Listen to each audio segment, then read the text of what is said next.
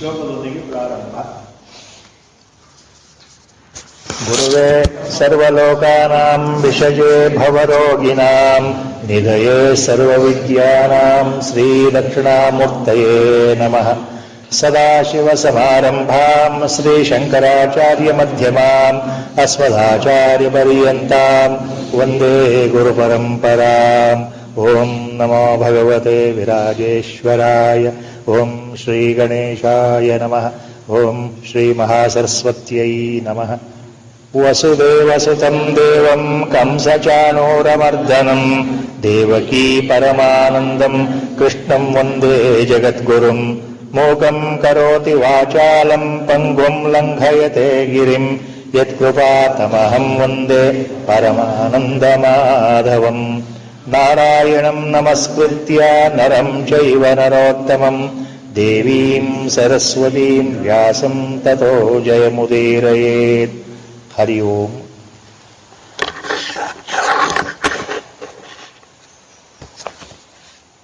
ಆರನೇ ಅಧ್ಯಾಯ ಧ್ಯಾನ ಯೋಗ ಅಥವಾ ಆತ್ಮ ಸಂಯಮ ಯೋಗ.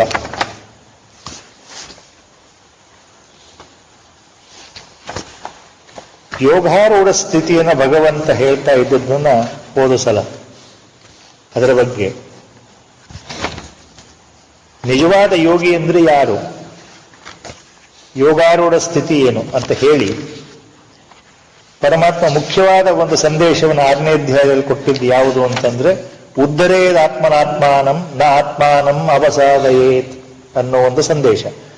So the last time as it was told, one of the most important famous shlokas in Bhagavad Gita, 6th chapter, is this shloka itself, where Lord has clearly mentioned that we have to lift ourselves.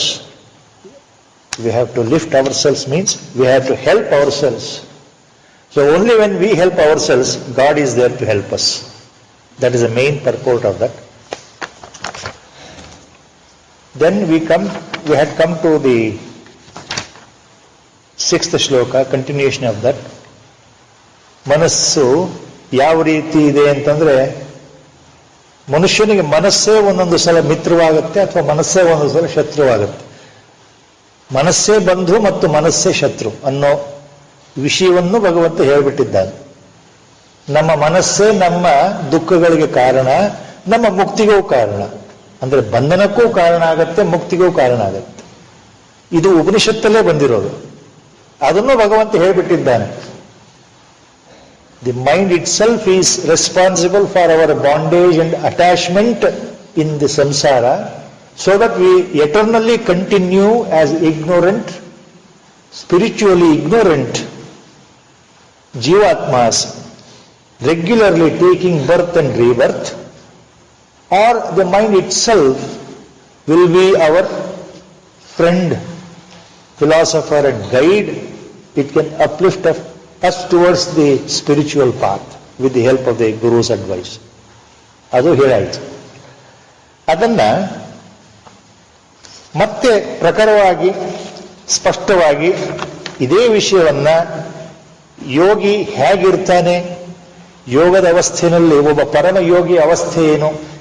We have to remember the word yoga or yogi used here in 6th chapter mainly refers to both the real karma yogi, after performing the karma yoga continuously, purifying the mind, he has also become a dhyana yogi. Now he has understood the importance of meditation. So yogi here, as per Lord's intention, it means karma yogi as well as a dhyana yogi. How the yogi ultimately will live in the world, in this samsara, without being attached, without actually bothered. That is the point now. Jitatmanah prashantasya paramatma samahitah shitoshna sukha dukkheshu tatha manapamanayoh. Jitatmanah prashantasya paramatma samahitah. Lord has made so clear See, every shloka is so important. As our Gurudev was talking, now which shloka to remember, which not to remember, it is difficult to say. Which is most important shloka, which is not that important shloka, difficult to say, because all these shlokas are gems by themselves, because they are coming from the lotus lips of the Lord himself. ಈ ಶ್ಲೋಕದಲ್ಲಿ ಜಿತಾತ್ಮನಃ ಪ್ರಶಾಂತಸ್ಯ ಪರಮಾತ್ಮ ಸಮಾಹಿತಃ ಶೀತೋಷ್ಣ ಸುಖ ದುಃಖೇಶು ತಥಾ ಮಾನಾಪಮಾನಯೋಃ. Meaning appears to be very clear, direct. A person or a yogi, a spiritual sadhaka, an aspirant, ಹೇಗಿರಬೇಕು, how he should conduct himself. The hint is given here by Lord. A real yogi who balances himself in any condition, any adverse situation or favorable situation in the life, as and when they come, without losing the mental balance or equilibrium, he balances himself with the serene, detached mind without any worry. Whether things are happening according to our calculation, satisfaction or not, whether things are favorable or not, or they are happening in which I am unnecessarily thrust myself without my knowledge, where I am not able to control the situation. So the mind starts worrying, I am put in a particular situation. ನನಗೆ ಇಷ್ಟ ಇಲ್ಲದಿದ್ದರೂ ನನ್ನ ಜೀವನದಲ್ಲಿ ಪ್ರತಿ ಸಲ ಕೆಲವು ಘಟನೆಗಳು ನಡೀತಾ ಇರುತ್ತೆ, ಮನಸ್ಸಿಗೆ ನೋವನ್ನ, ತೊಂದರೆಯನ್ನು ಕೊಡ್ತಕ್ಕಂಥ ಘಟನೆಗಳು, ಸಂಕಟವನ್ನು ಕೊಡೋ ಘಟನೆಗಳು. ಅದಕ್ಕೆ ತಕ್ಕ ಹಾಗೆ ನಮ್ಮ ಮನಸ್ಸು ವ್ಯವಹಾರ. ಸಂತೋಷವಾದಂಥ ಘಟನೆಗಳಿದ್ದಾಗ ಬಹಳ ಚೆನ್ನಾಗಿ ಆನಂದವಾಗಿ ಆನಂದವನ್ನು ಹಂಚಿಕೊಂಡು ಎಲ್ಲರ ಹತ್ರ ಹೇಳ್ಕೊಂಡು ತಿರುಗ್ತಾ ಇರ್ತೇವೆ. ಅಥವಾ ಮನಸ್ಸಿನಲ್ಲಿ ಒಂದು ಸಂತೋಷ ಇರುತ್ತೆ, ನಾನು ಅನ್ಕೊಂಡಾಗೆ ನಡೀತಾ ಇದೆ ಜೀವನ. ತುಂಬಾ ತೊಂದರೆ ಆಯಿತು ಅಂದ್ರೆ, ನೋವು ಬಂತು ಅಂತಂದ್ರೆ, ಆಘಾತಗಳು ಬಂತು ಅಂದ್ರೆ, sudden accidental situations when they occur in our mind or body, in our life, suddenly we go down. We become so tensed. Tension builds up. Worries will build up. That will lead to all sorts of mental and physical health problem. ನಮಗೆ ಈ ಸಂಕಟಗಳು ಈ ಮನೋದೈಹಿಕವಾಗಿ ಶುರು ಆಯಿತು ಅಂತಂದ್ರೆ ದೇಹದ ಆರೋಗ್ಯದ ಮೇಲೂ ಪರಿಣಾಮ, ಮನಸ್ಸಿನ ಮೇಲೂ ಪರಿಣಾಮ. ಇದನ್ನು ಭಗವಂತ ಹೇಳ್ತಾ ಇದ್ದಾನೆ. ಯಾರು ತಮ್ಮ ಸುಖ ದುಃಖಗಳಲ್ಲಿ, ಸುಖದ ಗಳಿಗೆ, ಸಂತೋಷದ ಗಳಿಗೆಗಳಲ್ಲಿ ಮತ್ತು ಶೀತ ಮತ್ತು ಉಷ್ಣದಲ್ಲಿ, ಶೀತೋಷ್ಣ ಸುಖ ದುಃಖೇಶು, the cold and hot conditions, Shita plus Ushna, the severe cold condition and severe hot condition. This is the metaphor used by Lord himself, representing good things and bad things. ಸಾಮಾನ್ಯವಾಗಿ ಶೀತ ಅಂದ್ರೆ ಚಳಿ ಆಗತ್ತೆ, ಮೈ ನಡುಗತ್ತೆ, ಏನು ಮಾಡ್ಲಿಕ್ಕೂ ಮನಸ್ಸಾಗಲ್ಲ. ತುಂಬಾ ಶೆಕೆ ಇದ್ರೆ ಏನು ಮಾಡ್ಲಿಕ್ಕೆ ಮನಸ್ಸಾಗಲ್ಲ, ತಡ್ಕೊಳಕ್ಕಾಗಲ್ಲ. ಈ ರೀತಿ ನಮ್ಮ ವ್ಯವಹಾರ ಇದೆ. ಆದ್ರೆ ಯಾವ ಯೋಗಿ ಶೀತವಿರಲಿ, ಉಷ್ಣವಿರಲಿ, ಸುಖ ಇರಲಿ, ದುಃಖವಿರಲಿ, ತಥಾ ಅಂಡ್ ಮಾನಾಪಮಾನಯೋಃ, ಮಾನ ಅಥವಾ ಅಪಮಾನ, ಸನ್ಮಾನ ಅಥವಾ ತಿರಸ್ಕಾರ, ಪುರಸ್ಕಾರ ಅಥವಾ ತಿರಸ್ಕಾರ. ಜನಗಳು ತುಂಬಾ ಸಂತೋಷವಾಗಿ ನನ್ನನ್ನು ಹೊಗಳ್ತಾ ಇದ್ರೆ, ನನ್ನ ಬಗ್ಗೆ ಗೌರವ ಇಟ್ಬಿಟ್ರೆ, ನನ್ನ ಬಗ್ಗೆ ಒಂದು ಆದರ ತೋರಿಸ್ತಾ ಇದ್ರೆ, ಎಲ್ಲಿ ಹೋದ್ರೂ ನನಗೆ ಸಮಾಜದಲ್ಲಿ ಮನ್ನಣೆ ಇದೆ. ಮನೆಯಲ್ಲಿರಬಹುದು, ಹೊರಗಡೆ ಇರಬಹುದು, ಹೊರಗಿನ ಜಗತ್ತು ಅಥವಾ ಮನೆಯ ಜಗತ್ತು, whether internally or externally, wherever I am present, people respect me, people love me, they show affection, they bow down their head to my wordings, they follow my advice, and nobody will retort. Then I feel so happy. Everybody's experience. Mana here, abhima, sanmana, satkara, puraskara. ನಮಗೆ ದಿನನಿತ್ಯ ಜನಗಳಿಂದ ಮನ್ನಣೆ ಪುರಸ್ಕಾರ ಸಿಗ್ತಾ ಇದ್ರೆ ಬಹಳ ಖುಷಿಯಾಗ್ಬಿಡ್ತೀವಲ್ಲ. ಆದರೆ ಒಂದು ಸಣ್ಣ ಅಪಮಾನ ಆದರೆ ಮಾನ ಅಪಮಾನ.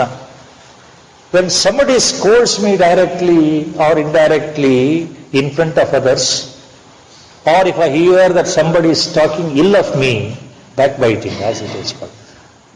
ಯಾರಾದರೂ ನಮಗೆ ಬೈದು ಬಿಟ್ರೆ, ತಿರಸ್ಕಾರ ಮಾಡಿಬಿಟ್ರೆ, ನಮ್ಮ ಇರುವಿಕೆಯನ್ನು ಅಲ್ಲಗಳೆದು ಬಿಟ್ರೆ ಅವಮಾನ ಮಾಡೋದು, ಕರೆದು ಅವಮಾನ ಮಾಡೋದು. When somebody degrades me wantonly, willingly, sarcastically, so that I feel hurt, I should feel hurt, and he will feel happy. He will be laughing because I am hurt. See, such situations, very dangerous situations in our life. Nobody is, our Gurudev was talking on this. Amanitva. He was using that word, Amanitva. Amanitva means, even if somebody scolds you, directly or indirectly, whether in front of others or in front of the whole life or privately, whatever it is, you should not lose the mental balance. You should not think that you are hurt. Our Gurudev used to always say this point, Amanitva Sthiti. ಮನಸ್ಸಿಗೆ ಯಾವುದೇ ಘಾಸಿಯನ್ನು ತಗೊಳ್ಕೊಳ್ಳದೆ, ಯಾರು ಬೈದರೂ ಸಹ ಅಥವಾ ನಮ್ಮ ಬಗ್ಗೆ ತೆಗಳಿದರೂ ಸಹ ಕುಗ್ಗು ಹೋಗದೆ, ಬಹಳ ನೊಂದುಕೊಳ್ಳದೆ, ಯಾತನೆ ಪಡದೆ ನಗನಗ್ತ ಸ್ವೀಕಾರ ಮಾಡೋದಿದೆಯಲ್ಲ, ಬಹಳ ಕಷ್ಟಪ್ಪ ಅದು. ಎಲ್ಲರೂ ಹೇಳ್ತಾರೆ, ಈ ಶ್ಲೋಕ ಓದ್ಬಿಡ್ತಾರೆ, ಅಮಾನಿತ್ವ ಸ್ಥಿತಿ ಯಾರಿಗೂ ಗೊತ್ತಿಲ್ಲ. ಹೌದು, ಗುರುಗಳು ಹೇಳ್ತಾ ಇದ್ದಾರೆ, ಪರಮಾತ್ಮ ಹೇಳ್ತಾ ಇದ್ದಾರೆ, ನಾವು ಮಾನ ಅಪಮಾನವನ್ನು ಸಹಿಸಿಕೊಳ್ಳಬೇಕು, ಒಂದೇ ಥರ ನೋಡಬೇಕು ಅಂತ ಭಗವಂತ ಹೇಳ್ಬಿಟ್ಟಿದ್ದಾನೆ. ಹೌದು, ನಾವು ಹಾಗೆ ಇರ್ತೇವೆ. ನಮಗೆ ಅವಮಾನ ಆದರೂ ಸರಿ, ಪುರಸ್ಕಾರ ಆದರೂ ಸರಿ, ಯಾರು ಹೊಗಳಿದ್ರು ಸರಿ, ತೆಗಳಿದ್ರು ಸರಿ, ಹೇಳೋದು ಈಸಿ. ಇದನ್ನೇ ನಾವು ಅವ್ರ ಗುರುದೇವ್ ಇಷ್ಟು ಸರಿ. People think that they can manage, they can be balanced. They think that what Lord is telling they have understood. Mana, apamana, in both the cases I should be balanced. I should not feel sorry, nor I should feel elated. But it is so difficult when it actually comes to the practice. Saying is very easy, but practicing is very difficult. All Mahatmans have said this. ಹೇಳೋದು, ಇನ್ನೊಬ್ಬರಿಗೆ ಉಪದೇಶ ಕೊಡೋದು, advising somebody, so easy. We have to spend nothing on that, except somebody should be there to listen and somebody, I am ready to speak. Nothing to lose. So giving advice is easy, our Gurudev was talking. But following accordingly is difficult. ಪರಮಾತ್ಮ ಹೇಳ್ತಾ ಇರೋದು ಅರ್ಥ ಆಗ್ತಾ ಇದೆ ನಮಗೆ. We are trying to follow what Lord is telling here. But actually, in practice, are we following at least one or two upadeshas of Lord? There the point comes. There your sadhana comes. There the grace comes. It is very difficult. ಹೇಳೋದು, ಉಪದೇಶ ಕೊಡುವುದು ಬಹಳ ಸುಲಭ. ಅದರಂತೆ ನಡೆಯೋದು ಮಾತ್ರ ಸಾಧ್ಯವೇ ಇಲ್ಲಪ್ಪ ಕಲಿಯುಗದಲ್ಲಿ. ನೋಬಡಿ, ಯಾರು ಇದನ್ನು ಫಾಲೋ ಮಾಡೋದಿಲ್ಲ. ಬಹಳ ಕಷ್ಟವಾದ ಕೆಲಸ ಅನ್ನೋ ದೃಷ್ಟಿಯಿಂದ ಹೇಳಿದ ಗುರುಗಳು. ಯಾರೂ ಫಾಲೋ ಮಾಡೋದಿಲ್ಲ ಅಂದ್ರೆ ಅರ್ಥ ಏನು? ಯಾರೂ ಅನುಸರಿಸೋದಿಲ್ಲ ಅಂದ್ರೆ ಅನುಸರಿಸೋದಿಲ್ಲ ಅಂತ ಅರ್ಥವೇ ಅಲ್ಲ. ಇದಾರೆ, ಬಹಳ ಕಡಿಮೆ. Very few can follow. ಸಮಚಿತ್ತತೆಯಿಂದ ಕಾಪಾಡ್ಕೊಂಡು ಬರೋದು ಇದೆ, ಅವಮಾನವನ್ನು ಸಹಿಸಿಕೊಳ್ಳೋದು, ಅಮಾನಿತ್ವ ಸ್ಥಿತಿ ಇದೆಯಲ್ಲ, being balanced, not at all perturbed, not at all disturbed in the mind. If somebody scolds me, I should not be disturbed inside. This is what our Gurudev also meant. This is very difficult. You have to practice it. How to practice it? It happens in the mind. Your mind reacts a lot. How to control? That's what our Gurudev, when I asked this question, how people should control this? See, they react. They cannot tolerate. ಗುರುದೇವ, ಇದು ಬಹಳ ಕಷ್ಟ ಇದೆಯಲ್ಲ, ಸಂತೋಷವನ್ನು ತಳ್ಕೊಳ್ಬಹುದು, ಆದ್ರೆ ಯಾರಾದ್ರೂ ಅವಮಾನ ಮಾಡಿದ್ರೆ ಅದು ತಡ್ಕೊಳ್ಳೋದು ತುಂಬಾ ಕಷ್ಟ ಇದೆಯಲ್ಲ, ಜನಗಳಿಗೆ ಬಹಳ ಕಷ್ಟವಾಗುತ್ತಲ್ಲ. ಅದನ್ನ ಅಭ್ಯಾಸ ಮಾಡ್ಕೊಳ್ಳೋದೇ ಸಾಧನೆ. ಅವಮಾನ ಆಗತ್ತೆ ಅಂತ ತಿಳ್ಕೊಂಡು ಕೊರಗೋದಿದೆಯಲ್ಲ, ಸಿಟ್ಕೊಳ್ಳೋದಿದೆಯಲ್ಲ, ಕ್ರೋಧಗೊಳ್ಳೋದಿದೆಯಲ್ಲ, ಕೋಪಗೊಳ್ಳೋದಿದೆಯಲ್ಲ, ಅದನ್ನು ಬಿಡಬೇಕು. ಭಗವಂತನಲ್ಲಿ ಅದನ್ನು ಪ್ರಾರ್ಥನೆ ಮಾಡಬೇಕು. ನಮ್ಮ ಗುರುಗಳ ವಾಚ, we have to always pray sincerely during our sadhana, during meditation, during japa, before or after, that the Lord guru should give me that strength, that moral strength, so that I can conquer these such mental afflictions. ಈ ಮನೋವೃತ್ತಿಗಳನ್ನ ತಡೆಯುವ ಸಾಮರ್ಥ್ಯವನ್ನ ಗುರುದೇವ ನೀನು ಕಾಪಾಡಿ ಕರುಣಿಸಬೇಕು, ನಿನ್ನಿಂದ ನನಗೆ ಅನುಗ್ರಹವಾಗಬೇಕು, ಈ ಸಾಮರ್ಥ್ಯವನ್ನು ನೀನು ಕೊಡು ಅಂತ ನಾನು ಕೇಳದೇನೆ ಗುರು ಹೇಗೆ ಕೊಡ್ತಾನೆ? ಕೊಡೋದಿಲ್ಲ ಅನ್ನೋ ಪ್ರಶ್ನೆ. ನಾವು ಮನಸಾರ ಕೇಳಬೇಕಾಗುತ್ತೆ. ಯಾಕಂದ್ರೆ ನಮ್ಮ ಕೈ ಮೀರಿದ ಸಮಸ್ಯೆ ಹೇಗೆ ತೀರಿಸ್ಕೊಳ್ಳೋದು? This is exactly what Lord is hinting here. Those who can ಸುಖ ದುಃಖಗಳಲ್ಲಿ, ಮಾನಾಪಮಾನಗಳಲ್ಲಿ ಯಾರು ಸಮಚಿತ್ತತೆಯಿಂದ ಇರ್ತಾರೋ, ತಮ್ಮ ಇಂದ್ರಿಯಗಳನ್ನ ಗೆದ್ದುಕೊಂಡಿದ್ದಾರೋ, ಅಂದ್ರೆ those who have conquered their senses, those who can control their sense organs, ಅಂದ್ರೆ they have conquered their desires, their passions. The desire is under their control, passion is under the control, lust is under the control. Such a person jitatmana. So such a yogi happens to be jitatmana, who can control his senses, sense organs. The passion, lust, greed, desire, all such things. If he can exert the control of that, such a person, such a yogi, who is prashantasya, always with a serene mind, he is balanced in sukhadukkeshu and manapamanayoho.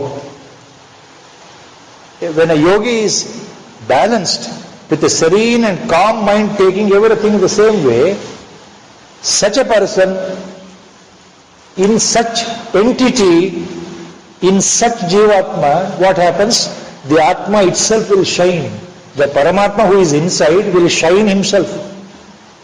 Antaha yogigalalli Paramatma samahitaha. Samahitaha antandre artha ಏನು? ಅಂತಹ ಯೋಗಿಯಲ್ಲಿ ಪರಮಾತ್ಮನೇ ಸ್ಥಿತವಾಗಿದ್ದಾನೆ. ಯಾವ ಯೋಗಿಯಲ್ಲಿ ಪರಮಾತ್ಮ ಕಾಣ್ತಾ ಇದ್ದಾನೆ?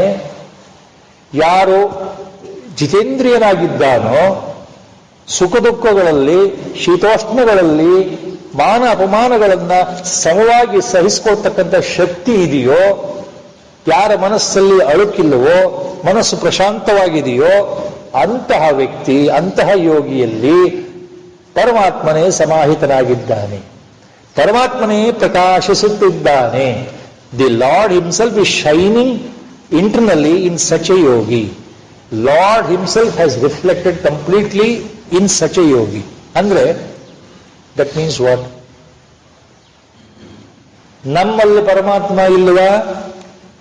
The question is, then God will not shine in me or not?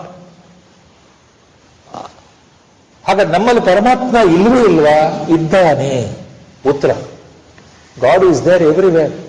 Only thing, the ajnana, the desires, combinations of lust and passion and all sorts of sankalpas, and the greatest ajnana of the bondage, that I am the body, ignorance, all these things have covered completely that reflection which is there inside.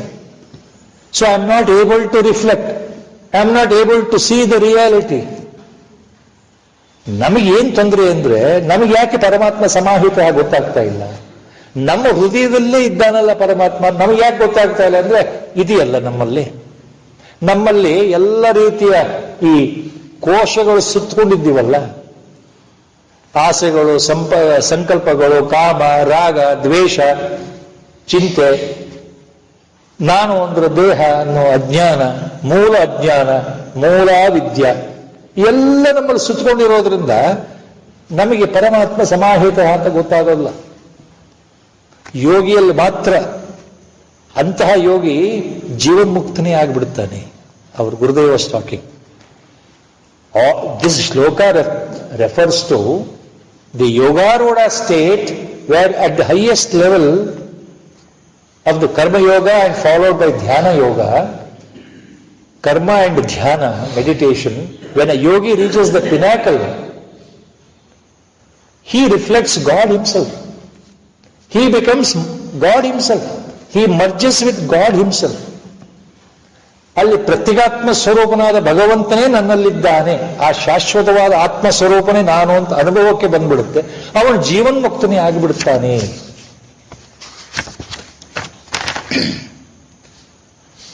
Again the same point about that such a yogi, exalted yogi, such a Jivan Mukta, Lord explains next, same thing by using another shloka, other adjectives. Such a yogi, Lord continues, ಆ ಯೋಗಿ ಹೇಗಿರ್ತಾನೆ? ಜ್ಞಾನ ವಿಜ್ಞಾನ ತೃಪ್ತಾತ್ಮ ಕೂಟಸ್ಥೋ ವಿಜಿತೇಂದ್ರಿಯ ಯುಕ್ತ ಇತ್ಯುಚ್ಯತೆ ಯೋಗಿ ಸಮಲೋಷ್ಟಾಶ್ಮ ಕಾಂಚನ. ಜ್ಞಾನ ವಿಜ್ಞಾನ ತೃಪ್ತಾತ್ಮ ಕೂಟಸ್ಥೋ ವಿಜಿತೇಂದ್ರಿಯ ಯುಕ್ತ ಇತ್ಯುಚ್ಯತೆ ಯೋಗಿ ಸಮಲೋಷ್ಟಾಶ್ಮ ಕಾಂಚನ. Lord has taken a beautiful example. All acharyas have given commentary on this. How such a exalted yogi, who is a Yogaruda himself, lives and behaves in the world among us. ನಮ್ಮ ಅಜ್ಞಾನಿಗಳ ಪ್ರಾಪಂಚಿಕ ಜನಗಳ ಜೊತೆಗಿರ್ತಕ್ಕಂಥ ಯೋಗಿ ಮಹಾತ್ಮ ಯಾವ ರೀತಿ ಇರ್ತಾನೆ? How he behaves, ಅವನ ಗುಣಲಕ್ಷಣಗಳೇನು ಅದನ್ನು ಹೇಳ್ತಾ ಇದ್ದಾನೆ. ಮತ್ತೆ such A exalted Yogi is a jnana ವಿಜ್ಞಾನ ತೃಪ್ತಾತ್ಮ. He is a ಕೃತಕೃತ್ಯ. He is totally satisfied. No more karma for him to do. He is in the ಅಕರ್ಮ ಸ್ಥಿತಿ. ಕಾಮಕಾಮಿ ಅಲ್ಲ, ಆತ ಕಾಮಕರ್ಮಿಯೂ ಅಲ್ಲ, ನಿಜವಾದ ಅಕರ್ಮ ಸ್ಥಿತಿಯಲ್ಲಿರ್ತಕ್ಕಂತಹ Yogi ತೃಪ್ತನಾಗಿದ್ದಾನೆ. He is totally satisfied, means he is content. There is no more to achieve, no karma to perform. He is a ಕೃತಕೃತ್ಯ. ಯಾಕೆ? Because he has been enlightened by ಜ್ಞಾನ and ವಿಜ್ಞಾನ. ಜ್ಞಾನ ವಿಜ್ಞಾನ ತೃಪ್ತಾತ್ಮ. As per Acharya Shankara Bhagavad-pada's ವ್ಯಾಖ್ಯಾನ, always he makes this very clear. Wherever Lord has used these two words separately, technically both are same. ಜ್ಞಾನ and ವಿಜ್ಞಾನ, in the real sense, both are same. ಎರಡೂ ಒಂದೇ. ಆದರೆ ವ್ಯತ್ಯಾಸ ಇದೆ, ಮೂಲದಲ್ಲಿ ವ್ಯತ್ಯಾಸ ಇದೆ, ಗಂಭೀರವಾದ ವ್ಯತ್ಯಾಸ ಇದೆ. ಜ್ಞಾನ ಅಂತ ಹೇಳಿ ವಿಜ್ಞಾನ ಅಂತ ಮತ್ತೆ ಯಾಕೆ ಹೇಳ್ತಾ ಇದ್ದಾನೆ ಪರಮಾತ್ಮ? ಜ್ಞಾನ ಅಂತ ಒಂದನ್ನು ಹೇಳಿದ್ರೆ ಆಗಿತ್ತಲ್ವಾ? ಜ್ಞಾನ ಪ್ರಕಾಶ ಎಲ್ಲವೂ ಒಂದೇ ಶಬ್ದ. ಆದ್ದರಿಂದ ಒಬ್ಬ ವ್ಯಕ್ತಿ ಜ್ಞಾನಿ ಅಂದ್ರೆ ಮುಗಿದೋಯ್ತು, ಎಲ್ಲವೂ ಬಂತು, ಸರ್ವಜ್ಞ ಅಂತ ಅರ್ಥ ಆಗ್ಬಿಡುತ್ತಲ್ವಾ? ಮತ್ತೆ ವಿಜ್ಞಾನ ಅಂತ ಯಾಕೆ ಹೇಳ್ತಾ ಇದ್ದಾನೆ ಪರಮಾತ್ಮ? Why is using the term vijnana also along with jnana? Jnana comprises everything. So Acharya Shankara clarifies here. The word jnana according to Lord means the total tatvajnana understanding. The philosophical tatvajnanada ಪರಿಚಯ, ಸರಿಯಾದ ತಿಳುವಳಿಕೆ, ಶಾಸ್ತ್ರಜ್ಞಾನದ ಸರಿಯಾದ ತಿಳುವಳಿಕೆ, the correct precise understanding with the mental faculty. ಬುದ್ಧಿಗೆ ಮೊದಲು ಸರಿಯಾಗಿ ಅರ್ಥ ಆಗಬೇಕು, ಆ ಶಾಸ್ತ್ರಗಳ ಜ್ಞಾನ ಅರ್ಥ ಆಗಬೇಕು. So understanding the knowledge of the tatvajnana correctly, that is jnana. Understanding shastra jnana, that is jnana. Vijnana means what? Whatever has been understood correctly, now in the course of our spiritual practice, that has to be incorporated and experienced directly. ನಾವು ಏನು ತಿಳ್ಕೊಂಡಿದ್ದೇವೆ, ಸರಿಯಾಗಿ ಯಾವುದನ್ನು ಅರ್ಥ ಮಾಡಿಕೊಂಡಿದ್ದೇವೆ, ಅದು ನಮ್ಮ ಸಾಧನೆಯಲ್ಲಿ ನಮಗೆ ನೇರವಾಗಿ ಖಚಿತವಾಗಿ ಅನುಭವಕ್ಕೆ ಬಂದುಬಿಡಬೇಕು. ಅಂದ್ರೆ ಯಾವುದು ಸರಿ ಅಂತ ಗೊತ್ತಿದೆಯೋ ಅದು ನಾವೇ ಆಗಿರಬೇಕು. We have to become that only. That is total awareness, total experience, direct experience. That is vijnana. So jnana vijnana. So when a yogi is a jnana ವಿಜ್ಞಾನ triptatma. He has achieved everything. He has understood correctly and also experienced. ನೇರವಾಗಿ ಅನುಭವಕ್ಕೆ ಬಂದಿದೆ. He is in a total awareness condition that what is the reality. He is not the body, no more. He is no more the sense organs. He is no more the mind. He is no more the intellect, no more the buddhi, but he is that avinashi, asthula, agochara, avyakta, sarvajna, nirvikari, nishkriya, asthula, atmaswarupa. That he has understood. ಅದು ಜ್ಞಾನ ವಿಜ್ಞಾನ ತೃಪ್ತಾತ್ಮ. So he has become a jivan mukta. He has become A ಜ್ಞಾನಿ ಅಂತ ಅರ್ಥ. So lord ಈ ಶಬ್ದ ಇದೆಯಲ್ಲ, a yogi who is a jnana ವಿಜ್ಞಾನ triptatma. That means a real jnani. Kutastha another word Lord is using. Vijitendriya another adjective is using. Such a yogi is kutastha. Such a yogi is vijitendriya. He has conquered all the senses. ಇಂದ್ರಿಯಗಳನ್ನ ಗೆದ್ದವನು ಅಂತಹ ಯೋಗಿ ಅವನು. ಮತ್ತು ಕೂಟಸ್ಥ, ಅಚಲ ಪ್ರತಿಷ್ಠಾ ಅಂತ ಅರ್ಥ. ಕೂಟಸ್ಥ means ಅಚಲ ಪ್ರತಿಷ್ಠಾ.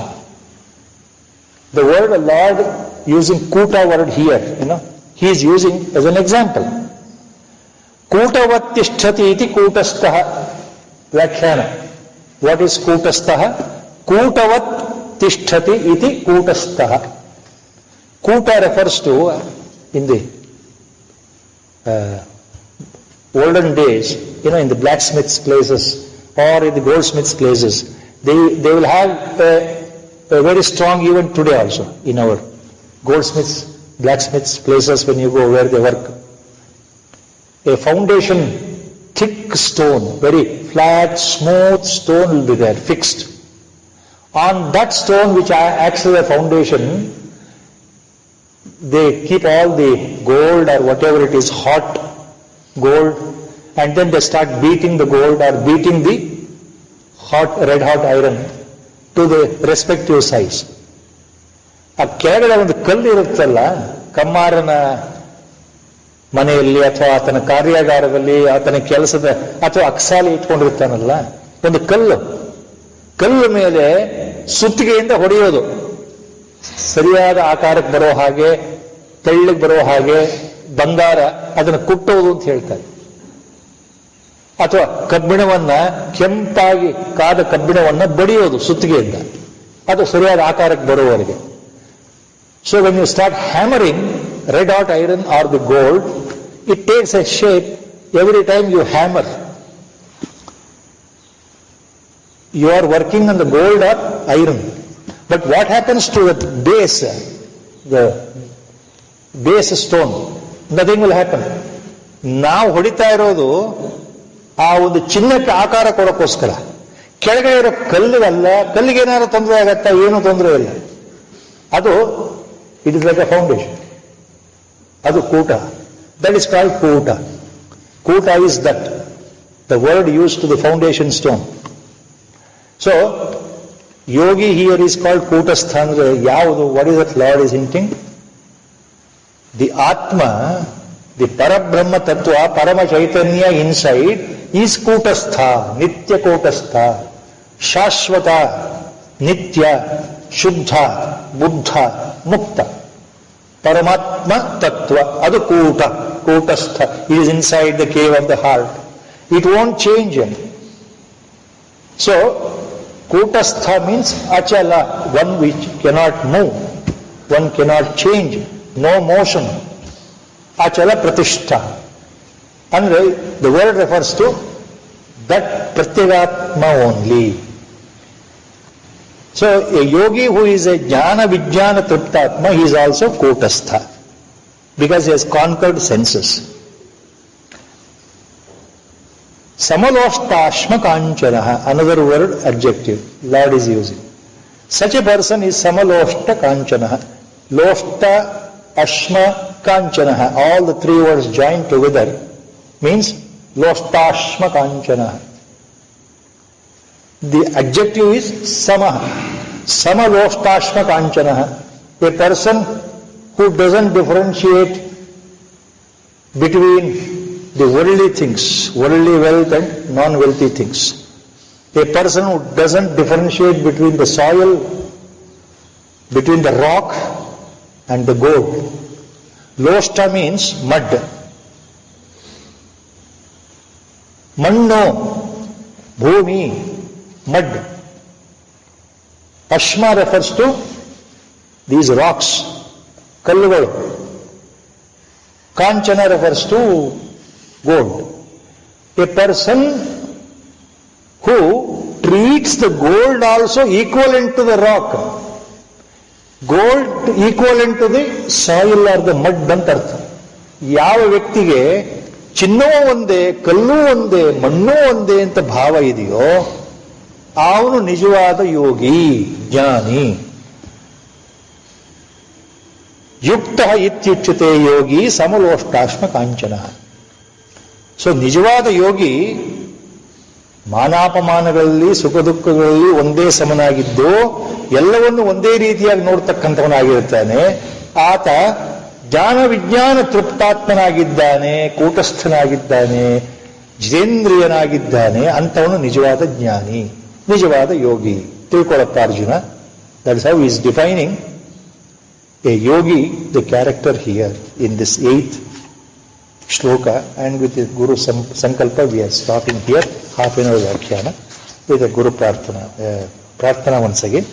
Vasudeva Sutam Devam Kamsachanuramardanam Devaki Paramanandam Krishnam Vande Jagatgurum Mukam Karoti Vachalam Panghum Langhayate Girim ಯತ್ಕೃಪಾತಮಹಂ Vande ಪರಮಾನಂದಮಾಧವಂ ನಾರಾಯಣಂ ನಮಸ್ಕೃತ್ಯ ನರಂ ಚೈವ ನರೋತ್ತಮಂ ದೇವೀಂ ಸರಸ್ವತೀಂ ವ್ಯಾಸಂ ತತೋ ಜಯಮುದೀರಯೇತ್.